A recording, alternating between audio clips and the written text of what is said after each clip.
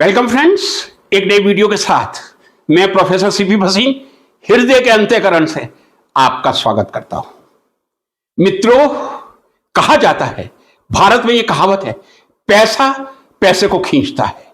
मतलब जो धनवान है वो और अधिक धनवान होता जाता है, जो गरीब है वो और अधिक गरीब या निर्धन होता जाता है। यह कहावत है, पैसा पैसे को खींचना। और जहां तक मैं समझता हूं, इसका मतलब यही है, धनवान के बाद अधिक पैसा आना, अधिक धनवान बनना, और निर्धन का और अधिक निर्धन बनना।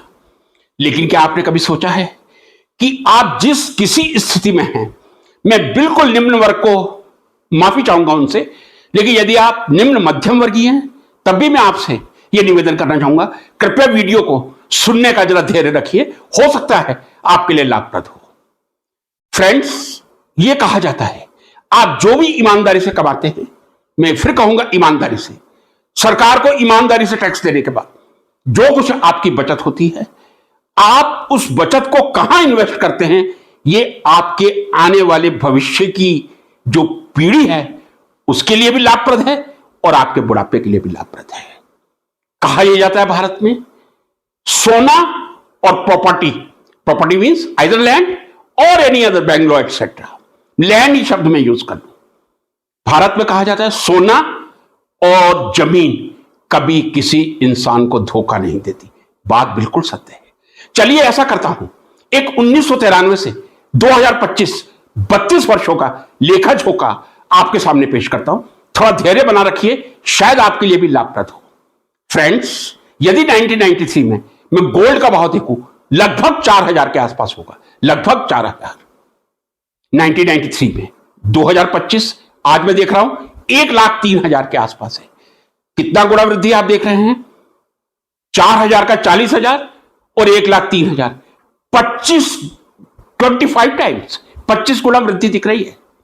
1993 में यदि आपने कोई प्लॉट लिया होता, 1993 में यदि आपने 1.5 लाख का कोई प्लॉट लिया होता, तो आज उसकी कीमत 1.5 करोड़ होती है। यानी मैं ये कह दूं 100 टाइम्स कीमत बढ़ी है, क्योंकि 1.5 लाख से 1.5 करोड़ हो रहा, सॉरी 1.5 लाख से 15 लाख और 1.5 करोड़। तो गोल्ड 4,000 से 1,03,000 पर 10 ग्राम ऑब्वियसली, और लैंड 1.5 लाख से लगभग 1.5 करोड़। आशातीत वृद्धि हुई है, लोग अमीर बने हैं।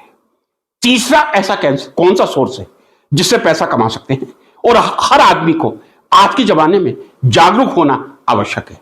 चाहे हम पैसे लगाएं या नहीं लगाएं, लेकिन एक जानकारी यदि कोई मिल रही है तो वो जानकारी एआई के माध्यम से मैं समझता हूं अवश्य लेनी चाहिए। एक है शेयर मार्केट, जिसका नाम आपने सुना होगा। मित्रों, मैं कोई यहां शेयर मार्केट की एडवोकेटिंग करने या कोई एडवर्टाइजमेंट करने नहीं आया। शेयर मार्केट के कुछ तथ्यों से अवगत करवाना चाहूंगा, और फिर 1993 से 2025 के बीच में लोगों ने कितना पैसा कुछ शेयर में कमाया है, वो आंकड़ा सुन के आप शायद चौंक जाएंगे।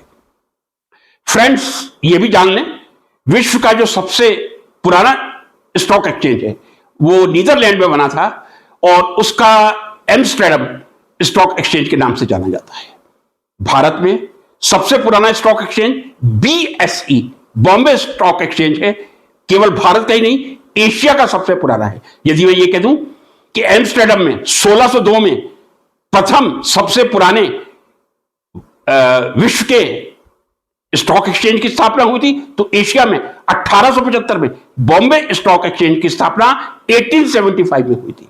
नेशनल स्टॉक एक्सचेंज एनएससी जिसको हम कहते हैं, वो 1992 में आया था। फ्रेंड्स, ये थोड़ी सी मैंने आपको जानकारी दी है। NSC, BSE, national stock exchange, Bombay stock exchange. आप डिटेल में जाना चाहें, ऑनलाइन बहुत ज्ञान है। अब मैं चूंकि आज ये बताना चाह रहा हूं, क्या पैसा ही पैसे को खींचता है, या आप भी पैसे को बिना पैसे से खींच सकते हैं? ठीक है, पैसे की जरूरत होती है। फ्रेंड्स, एक उदाहरण लेना चाहूंगा, और वो है एमआरएफ, मद्रास रबर फैक्ट्री। इनके टायर पूरे विश्व में बहुत ही प्रसिद्ध है, और मैं समझता हूं इनके जो टायर का क्वालिटी का वर्ल्ड में रैंक होगा, लगभग फर्स्ट 10 में जरूर होना चाहिए। एग्जैक्ट मैं नहीं कह रहा। एमआरएफ, मद्रास रबर फैक्ट्री, जिसका हेडक्वार्टर ही चेन्नई या मद्रास में है। फ्रेंड्स, 1993 में एमआरएफ का शेयर 10 रुपए पर लिस्ट हुआ था। एक आईपीओ आता है, वो आप सब लोग जानते हैं। आईपीओ में 10 रुपए पर एमआरएफ का शेयर 1993 में लिस्ट हुआ था और उसी दिन शाम को बढ़कर 11 रुपए पर पहुंच गया था। उस समय 10 का 11 होना, आजकल तो 5-5 हजार रुपए बढ़ जाते हैं शेयर में एक दिन में जब लिस्टिंग होता है, लेकिन 10 का 11 होना एक पॉजिटिव साइन था। अब मैं जरा फिर एक तीसरी तुलना कर दूं, गोल्ड और लैंड आपको बता दिया मैंने। यदि उस समय 10 रुपए या 11 रुपए या इवन लिस्टिंग के बाद 15 मान लीजिए, मैं स्टैंडर्ड अभी 10 रुपए ले रहा हूं, 10 रुपए का किसी ने शेयर खरीदा होता 1993 में, 32 साल के बाद आज 2025 में उसी एमआरएफ के एक शेयर की कीमत 1,47,000 है और 1,50,000 को टच करके आ चुका है, क्योंकि इसका नाम ही संवेदी सूचकांक है, सेंसिटिव इंडेक्स है, ऊपर नीचे होता रहता है। यानी यदि 1993 में आपने 10 रुपए लगाए होते तो उस 10 रुपए के आज आपके पास 1,47,000 रुपए होते, और यदि 1 रुपया में मान लो आपने लगाया होता 47,000 रुपया होता, यानी इन 32 वर्षों में 1 रुपए का 47,000 बन गया। गोल्ड में मैंने आपसे कहा था 25 टाइम्स, प्रॉपर्टी में मैंने कहा 100 टाइम्स, 1.5 लाख की 1.5 करोड़। क्या आप तुलना कर सकते हैं 1 रुपए का 47,000 रुपया बनना? यदि आपने उस समय 1993 में 1 लाख रुपया एमआरएफ के शेयर में इन्वेस्ट किया होता तो फ्रेंड्स आज आपके उस 1 लाख रुपए की कीमत कितने करोड़ होती, जरा आप गिन के देखिएगा। 1 रुपए की कीमत आज 47,000 है, मतलब सोना 25 टाइम्स, लैंड 100 टाइम्स, तो एमआरएफ का शेयर 47,000 टाइम्स बढ़ा है। 1 लाख रुपया आपका करोड़ों रुपए में होता, कुछ करने की जरूरत नहीं है, आप घर बैठे खा सकते थे। लेकिन कुछ लोगों को शेयर मार्केट से डर लगता है, उतार चढ़ाव भी आता है, क्योंकि हमने कई कांड भी देखे, हर्षद मेहता का भी कांड देखा है, दूसरे भी कांड देखे, छोड़ दीजिए।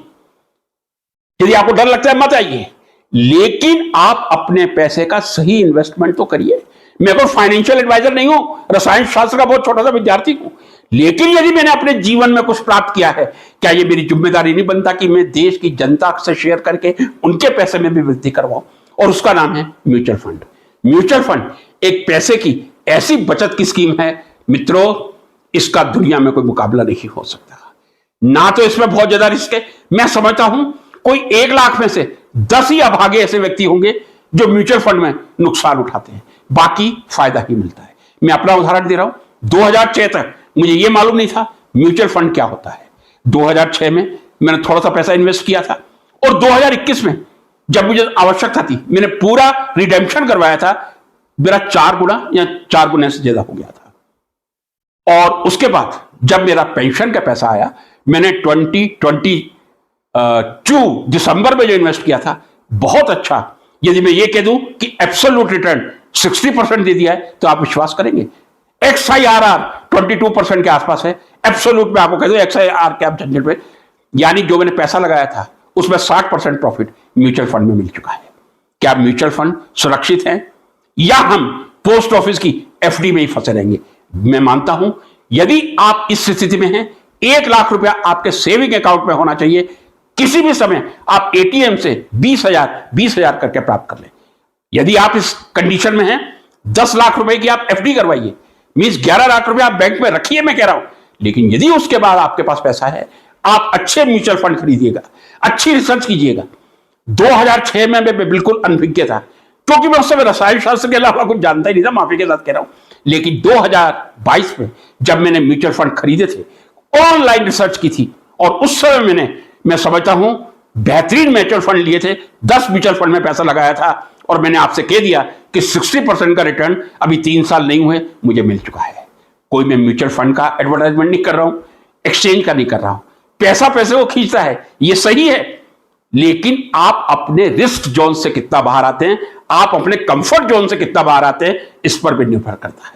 यदि कंफर्ट जोन में स्वर्गीय राकेश झुंझुनू वाला रहे होते तो वो 5,000 रुपए के आज करोड़ों रुपए या अरबों रुपए नहीं बना लिया होता उन्होंने। वॉरेन बुफे यदि अपने कंफर्ट जोन या रिस्क जोन के बाहर ही रहे होते तो वो भी शायद आज फाइनेंशियल एडवाइजर नहीं बने होते, दुनिया के पूंजीपति नहीं होते।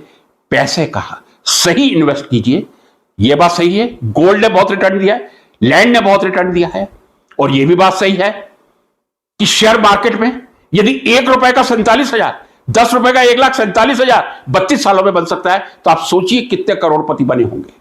धैर्य चाहिए, पैशन चाहिए। लेकिन मैं फिर कहूंगा, जो मेरा पर्सनल एक्सपीरियंस है, म्यूचुअल फंड बहुत कम रिस्क है, उतना ही रिस्क है जितना बैंक का रिस्क है। यदि बैंक से आपका बैंक में डाका डल जाता है और आपका पैसा चला जाता है तो आप जानते हैं कितना रिस्क कवर होता है। आप यदि लॉकर में पैसा रखते हैं, खुदा ना खास्ता, मैं कहूं भगवान ना करे, कभी ना करे, वो लॉकर थेफ्ट हो जाता है। बैंक में से कई बार ऐसा हुआ है, बैंक में सेंध लगा के लोग गए, कितना % आपको पैसा मिलता है ये मुझे मालूम नहीं। आप बैंक में रखिए, एक सीमित मात्रा में रखिए।